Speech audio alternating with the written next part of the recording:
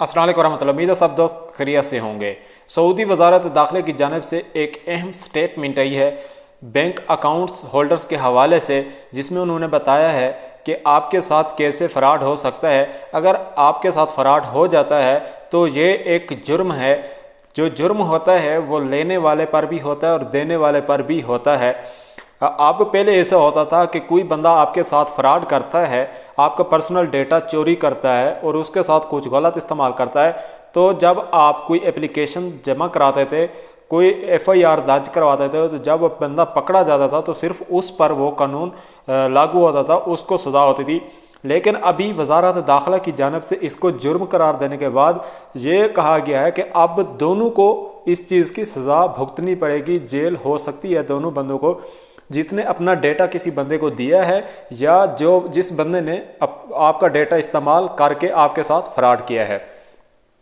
अब आप सोचेंगे कि ये फ्रॉड हो कैसे सकता है। मैं आपको एक मिसाल देकर आपको समझाने की कोशिश करूंगा और लास्ट में आपको एक ऐसी बात भी बताऊंगा जिसका करना आप सबको ज़रूरी है सऊदी अरब के अंदर रहते हुए, जिससे आप बेहद और बहुत ज़्यादा जो है महफूज रह सकते हैं वो तरीका अपनाते हुए।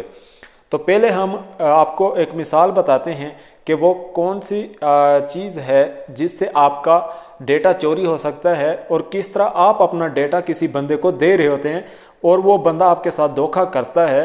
तो ये आप गौर से सुनना है। अब मैं मिसाल दे देता हूँ आपको इंजाज बैंक की। आप अपना डेटा अपने मोबाइल के अंदर इस्तेमाल करते हैं इंजाज बैंक का। जब आप एप्लीकेशन ओपन करते हैं आपको ऑप्शन मिलते हैं दो, यूज़र नेम या पासवर्ड।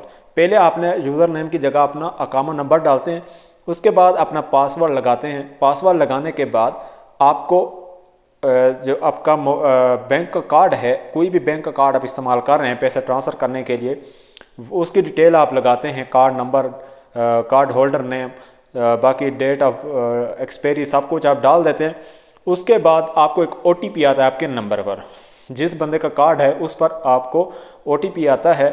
आपका अपना है तो आपके अपने नंबर पर आएगा। अगर आप किसी और बंदे का इस्तेमाल कर रहे कार्ड तो उसको मैसेज जाएगा। जब वो मैसेज OTP आपको बता देता है आप उसमें कर देते हैं इंटर। जैसे आप इंटर करते हैं तो वहाँ पर आपको एक ऑप्शन मिलता है इंजाज बैंक की जानिब से, गूगल की जानिब से।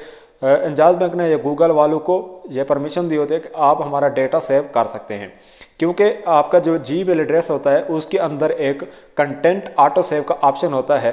तो उसकी मदद से गूगल आपको एक ऑप्शन देता है कि ऑटो सेव डेटा या कैंसिल। अगर आप कर देते ऑटो सेव पर तो आपका जो मुकम्मल बैंक कार्ड का डेटा है या इंजाज बैंक का, वो गूगल में ऑटो सेव में सेव हो जाता है।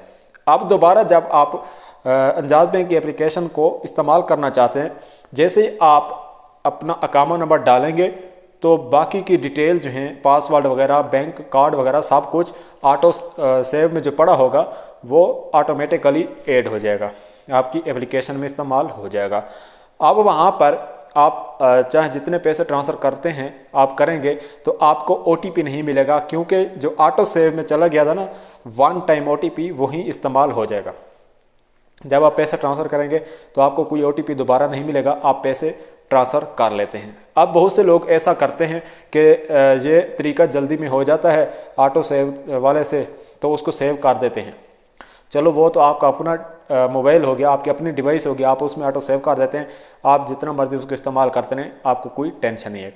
अब जो वजारत दाखिला ने ये चीज़ बताई है ना, उसी के हवाले से मैं आपको ये बताने लगा हूँ कि आपके साथ फ्रॉड कैसे हो सकता है, आप किस तरह एक जुर्म में शामिल हो सकते हैं। वो ये है कि आप किसी बंदे को देते हैं अपना अकामा नंबर, अपना पासवर्ड इंजाज बैंक का और अपना बैंक का जो कार्ड है उसकी मुकम्मल डिटेल आप उस बंदे को दे देते हैं कि भाई ये मेरी डिटेल है, ये मेरा डेटा है, आप इस्तेमाल करके मेरे फलां नाम इसमें लिखा होगा, उस पर आप मेरे पैसे ट्रांसफ़र कर दें। अच्छा, अब वो बंदा क्या करता है, वो बंदा आपका मुकम्मल डेटा ऑटो सेव कर लेता है इंजाज बैंक ऐप का। जब ऑटो सेव हो जाता है तो वो फिर अगर आपके साथ धोखा करना चाहे तो वो आसानी से कर सकता है। वो कैसे? वो इस तरह कि वो जब बंदा देखेगा कि आपके अकाउंट में पैसे पड़े हैं, आपके कार्ड में पैसे पड़े हैं, ठीक है, या आपकी सैलरी अब आ गई है, तो वो बंदा क्या करेगा, ऑटो सेव डेटा को इस्तेमाल करते हुए आपके पैसे निकाल सकता है, किसी को भी भेज सकता है। अच्छा, अब जब वो पैसे भेज देगा तो आपको OTP नहीं मिलेगा, क्योंकि वो वन टाइम OTP जो पहले गूगल में सेव पड़ा था वही इस्तेमाल हो जाएगा। इस तरह आपके साथ फ्रॉड हो सकता है। अब आप सोचेंगे कि वो तो बंदा मेरे जानने वाला है, इतने सालों से मेरे साथ काम कर रहा है, वो पैसे कैसे निकालेगा? भाई फ्रॉड कर पैसे के लिए कोई भी बंदा फ्रॉड कर सकता है, वो आपके साथ फ्रॉड कर गया, लेकिन आपको पता नहीं चला, आपका उस पर शक भी नहीं जाता कि ये बंदा तो बिल्कुल कर नहीं सकता, लेकिन बग़ैर OTP आपके पैसे निकल जाते हैं। ये एक फ्रॉड का लोगों के पास बहुत अच्छा तरीका होता है।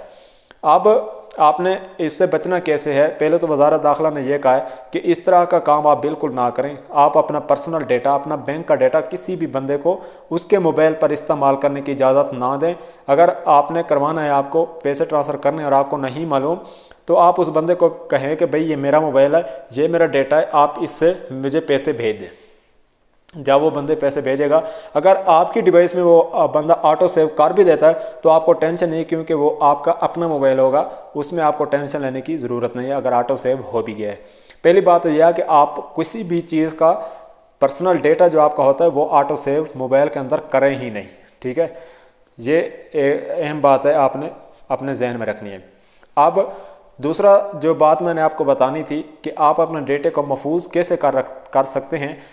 आपके पास अगर बैंक का रजी के अकाउंट है या बैंक का लैली का अकाउंट है, तो आप जब आप उसमें एप्लीकेशन को करते हैं ओपन मोबाइल के अंदर, तो आपको एक चीज़ मिलती है रजिस्टर योर डिवाइस, तो आपने उसको लाजमी रजिस्टर करना है। इससे क्या फ़ायदा होता है कि कोई भी बंदा आपका डेटा अगर किसी मोबाइल पर इस्तेमाल करने की कोशिश करता है, वो तो मोबाइल रजिस्टर होता नहीं है आपके डेटा के साथ, आपका जो डेटा है बैंक है उसके साथ वो डिवाइस रजिस्टर नहीं होती। रजिस्टर तो होती है आपकी डिवाइस बैंक के साथ। तो आपके मोबाइल पर एक नोटिफिकेशन आएगा कि ये मॉडल है, ये मोबाइल है और ये लोकेशन है मोबाइल की, वहाँ से आपका डेटा इस डिवाइस में लॉगिन करने की कोशिश की जा रही है। क्या आप खुद कर रहे हैं या कोई बंदा आपके साथ फ्रॉड कर रहा है? अगर तो आप खुद कर रहे हैं तो आपने अलाउ कर देना, अगर नहीं करना तो आपने रिपोर्ट का ऑप्शन आपको मिलेगा, उसमें रिपोर्ट कर देनी है कि मैं ये नहीं कर रहा, ये कोई बंदा मेरे साथ धोखा कर रहा है। तो वो कानून खुद ब खुद उस बंदे तक जा पहुंचेगा और उसको पकड़ेगा और उसको सजा देगा। इस तरह आप तो बच सकते हैं, लेकिन आगे वाला बंदा नहीं बच सकता।